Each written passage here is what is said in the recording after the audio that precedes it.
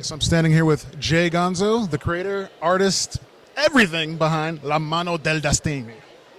Yeah. Tell us all about this book. La Mano Del Destino is the story of a once champion luchador who is betrayed by his friends and unmasked in the ring. And as a luchador, he can never be that luchador again. It's the cardinal sin of luchador. Yeah, once you're unmasked, you don't get to be that guy again. So he loses his title, he loses his identity, and he makes a Faustian bargain to become a different luchador and get a mysterious power, is how I like to talk about it, to exact his revenge. And on the path to doing that, he realizes there's some, like all good Faustian bargains, there's some limitations to his revenge, to his powers, and so he's trying to get himself out of the deal. He's trying to still get his revenge, but he's also still trying to remain the person he knows himself to be. And the whole book happens in this like jet age 1960s Mexico that kind of never really existed. It's a world in which like Lucha Libre is the most important thing. I always tell people it's like what auto racing is in Speed Racer, Lucha Libre is in the world of La Mano del Destino. Yep. Now, another thing about this book that you can't experience because you're not here at New York Comic Con, it smells amazing. It smells like an old comic book, like that you found in your grandfather's mothballed trunk in the attic. Why?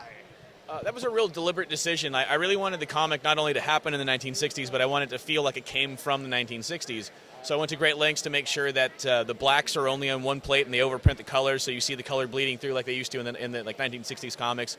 And I printed them on uncoated paper, which means that it's absorption print rather than evaporative, so the ink is in the paper and not on it, so you get that smell off of it. So when you pick my book up, you know your fingers feel the texture of the uncoated paper, you smell the ink coming off of there, and then you see the artwork that looks like 1960s story. So it's very immersive to kind of make it more of an experience than just a story. Because as a creator, if I'm asking someone to drop $350 on a comic book, I want to give them a full experience and not just tell them a story.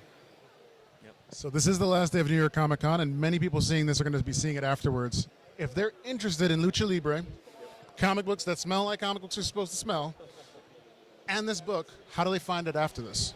You can go to castleandkeypublications.com. There's links to my social media. There's links to my store. You can get them there. Although I have heard my store is out of stuff right now, it's going to be until about the first week in November before I can restock it because I'm on the road for a couple of shows until then. Yeah, just keep checking back there. And if you follow me on social media, the links are at castleandkeypublications.com. I'm really good about keeping everyone abreast of like everything that I'm doing, like the status on all of my project and when new product comes out and all of that. Very cool. All right. Well, this has been Jay Gonzo. He's told us all about his new book, and you should check it out because it smells amazing. Thanks. Thank you so much.